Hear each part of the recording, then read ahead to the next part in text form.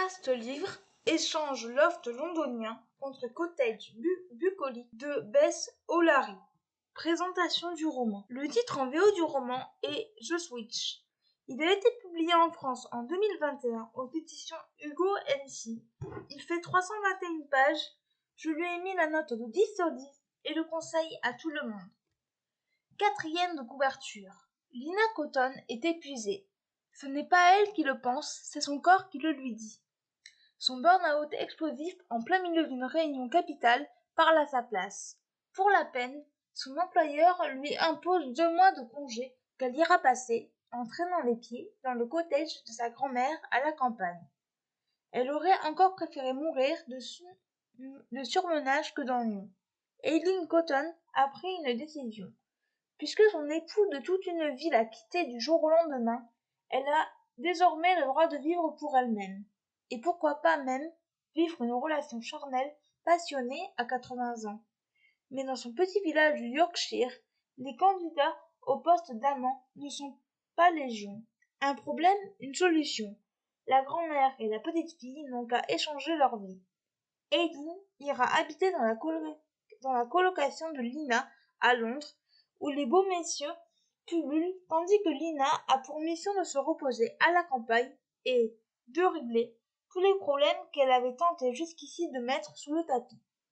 Avec quelques conseils pour apprivoiser la trépidante capitale d'un côté et 1 ou 2 trucs pour gérer les voisins intrusifs ou excessivement séduisants de l'autre, les aventurières devraient s'en sortir, n'est-ce pas? Ce que j'ai pensé de ce roman. Tout d'abord, je remercie la maison d'édition d'avoir accepté ma demande pour NetGalley. Ce roman est un coup de cœur. C'est un excellent feel-good. Lina est une jeune londonienne accro à son travail. Elle va décider sur un coup de tête d'échanger sa vie avec sa grand-mère. Elle n'en sortira pas indemne. Les personnages sont très touchants. Lina est une jeune femme qui ne vit que pour son travail. Elle est meurtrie par la mort de sa petite sœur 1 an auparavant. Elle ne s'entend pas trop avec sa maman, mais a une grande complicité avec sa grand-mère. Eileen, la grand-mère de Lina, est loufoque et pétillante. Elle ne se laisse pas marcher sur les pieds. Elle est engagée pour son village et est très appréciée. Elle fait partie du club des voisins vigilants, un groupe de personnes âgées qui surveillent tout ce qu'il se passe dans cette petite communauté. Eileen a un rêve, aller à Londres et changer de vie. Betsy est une amie d'Eileen qui est particulière. Elle cache de lourds secrets auxquels on ne peut pas s'attendre. Lina et elle ne partent pas sur de bonnes bases.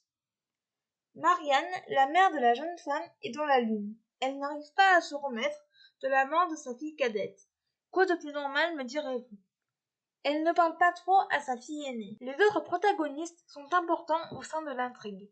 Certains apportent de la légèreté. L'intrigue est très bien. On a très envie de connaître la suite. J'avais envie de tourner les pages. Des thèmes durs et de société sont traités, comme par exemple les violences conjugales ou bien encore le deuil. L'écriture est simple mais percutante, qui ne nous laisse pas indifférents. J'ai adoré la relation Lina-Eileen, qui est très complice. J'ai retrouvé la relation que j'entretiens avec ma propre grand-mère, que j'adore. Le livre est catalogué comme une romance, mais pour moi, il s'agit plus d'un feel-good. En effet, il y a très peu de romance. La fin clôt bien le récit. En bref, un véritable coup de cœur. Merci encore à la maison d'édition pour sa confiance. Extrait du livre.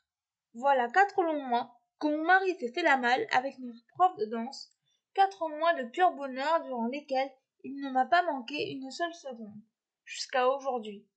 Sur le buffet, le pot en verre me nargue. Cela fait un quart d'heure que j'essaie d'en noter le couvercle. Mon poignet me lance, mais je n'ai pas encore dit mon dernier mot.